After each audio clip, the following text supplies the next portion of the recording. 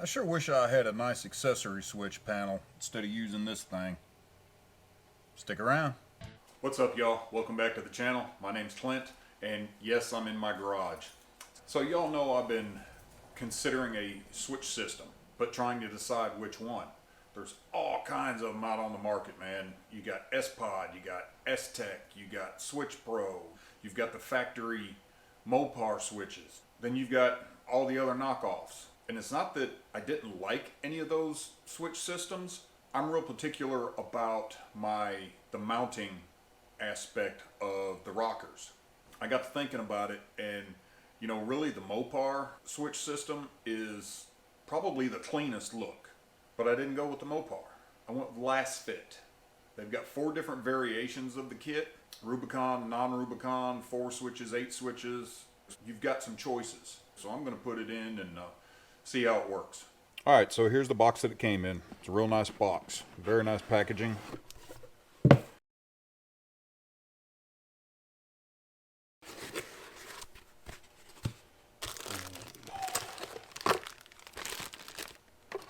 All your wiring, some zip ties, the relay bank, a bracket. So the first thing we're going to do is we're going to take the power control box, turn it over.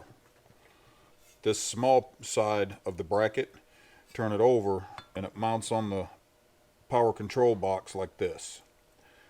And then just taking the provided screws and washers and nuts, attach it on there.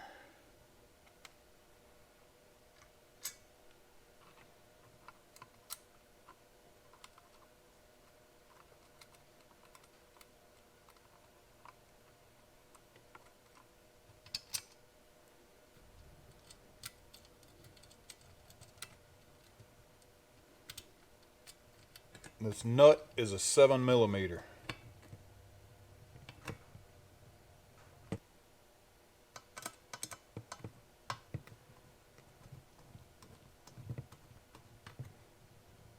Now over here on the passenger side of your Jeep, right by your battery, we're going to take out this bolt right here. It's a 10mm.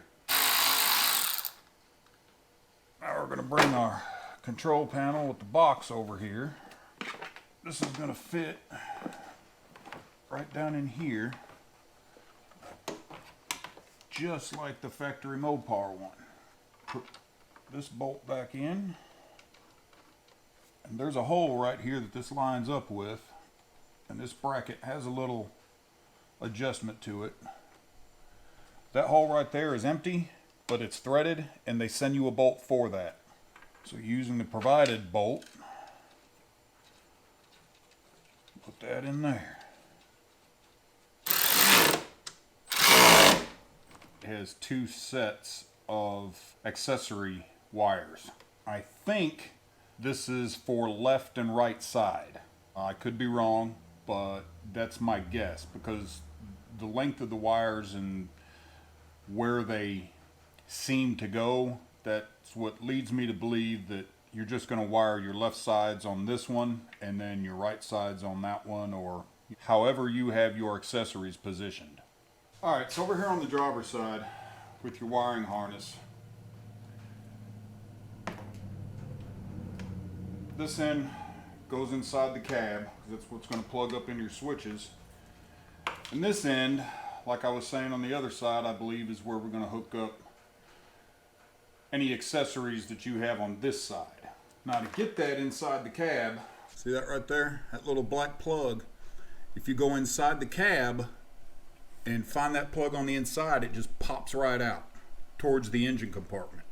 So if you guys have watched any of my other videos, you know I've already had that out 2 or 3 times because I've got my power cable for my sub run through there, and I also had the harness for my pod lights through there as well. Now you can just pop this plug out and leave it out if you want to, but I don't want to do that. So I'm going to modify this so that I can get any other wires I need to get in there in and out easily. Alright, once you've got your plug modified, or popped out, however you're going to do it. Run your wire through it, and then feed the end of the harness through the hole in the firewall. Now we got the harness inside the cab, we can go on to tearing the dash apart. Alright, now inside the cab, start popping these panels off using your trim removal tool, or if you don't have one of those, you can use a screwdriver, but I caution you to be very careful because screwdrivers have a tendency to gouge this plastic. Get one side out and the other side pops back in. There we go. Disconnect these two wires. This one for your ignition, and this one there. Looks like we got one screw right here in the center, and it's a 7mm, or you can use a Phillips head screwdriver. Now we should be able to pop this panel out.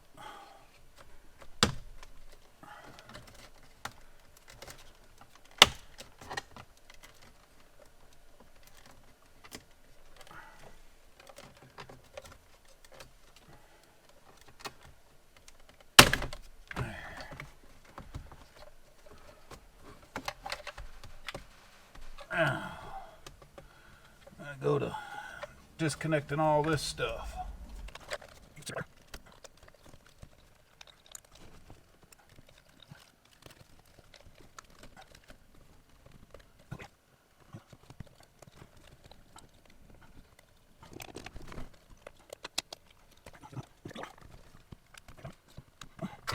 And that one.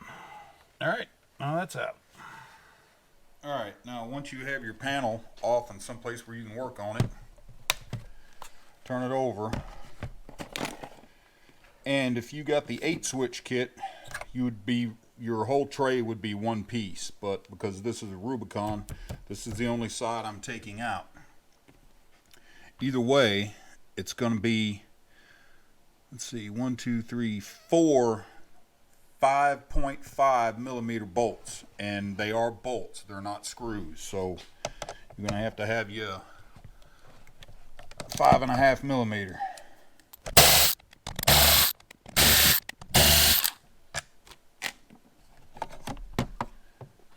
And it just pops right out. Now you can take your new switches and put them right in that spot.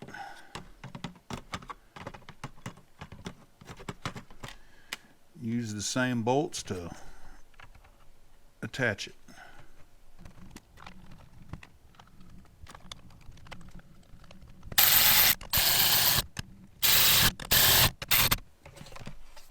And turn it over.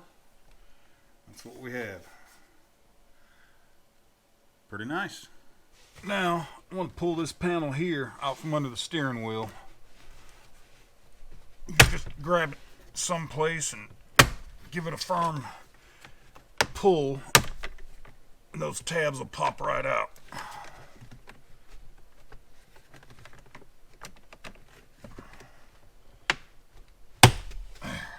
Okay, now we can go to putting all this back together. This part of the harness and this part of the harness was really confusing me. It's going to draw power. This is going to plug into right here, where this plugged into your cigarette lighter. That's going to plug into here, and that's where it's going to draw its power from. This one goes into the back of your cigarette lighter.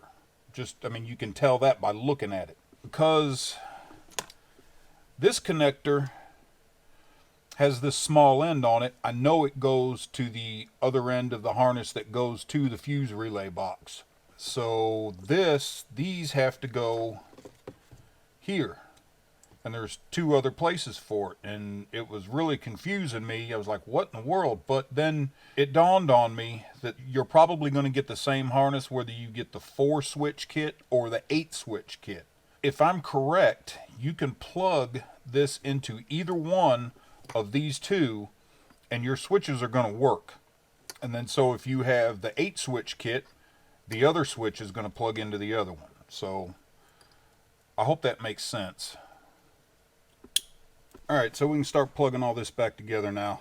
I've taken the end that plugs into the relay box and run it back behind.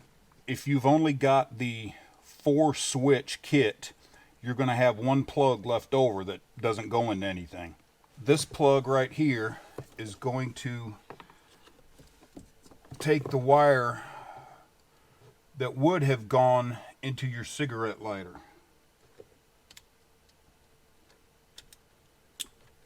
And then this one is going to go into your cigarette lighter.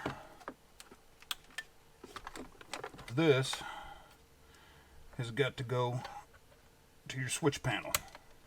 And then this is the one connector you have left over. Now you can connect all your factory harness back up.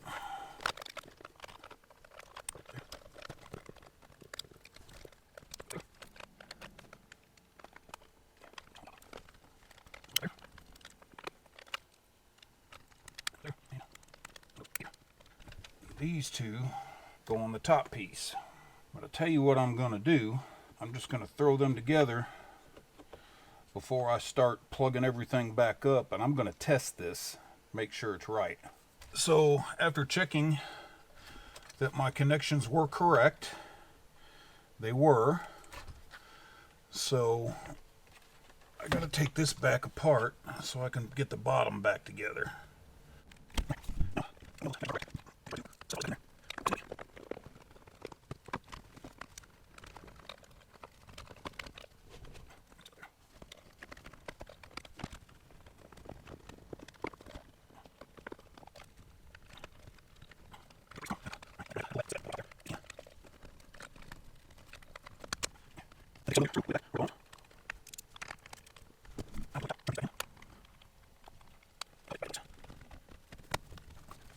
Don't forget to plug your wires together under the dash. Zip tie them together, tuck them up underneath there. Make sure you don't get in the way of your brake pedal or your gas pedal. And you're done on the inside. For the main power for the relay box, you've got 2 hot wires. Just plug them up to the battery. Now the ground wire, you could hook to the negative terminal on your battery, but I decided not to.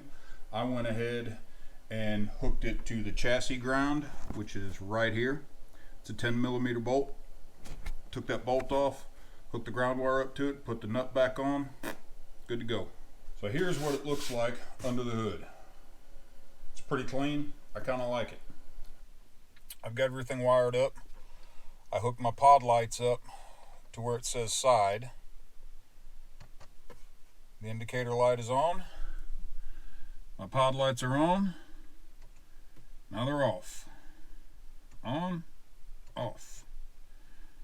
So, spot, front, roof. It appears as though everything works like it's supposed to. Good deal. Alright, so I got everything buttoned back up. The engine compartment is nice and it's clean, so I've left my extra wires here. I've got 3 on each side. I've got them where they're easy to get to. That way when my other accessories, rock lights, get hooked up, I will have easy access to them. Same thing on this side. The Lasfit accessory switch bank.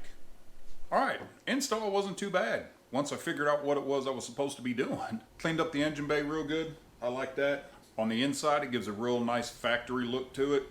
Looks like it's supposed to be there. Everything fit perfectly. I'm real happy with that. The only thing I didn't like about it was that the switches had predetermined accessories on them. I would just have preferred that they just had auxiliary and a number, you know, 1, 2, 3, and 4. But that's just me. If you guys are interested in this switch bank system, check out lasfit.com. See what options they have available. Might suit your needs. I think it's probably going to run you in the $350 range. Not too bad considering the price of some. Hope you like this video. Hope it'll help somebody out with their install. You guys remember to like, comment, subscribe, and share. Till the next time, keep the shiny side up. Jeep on.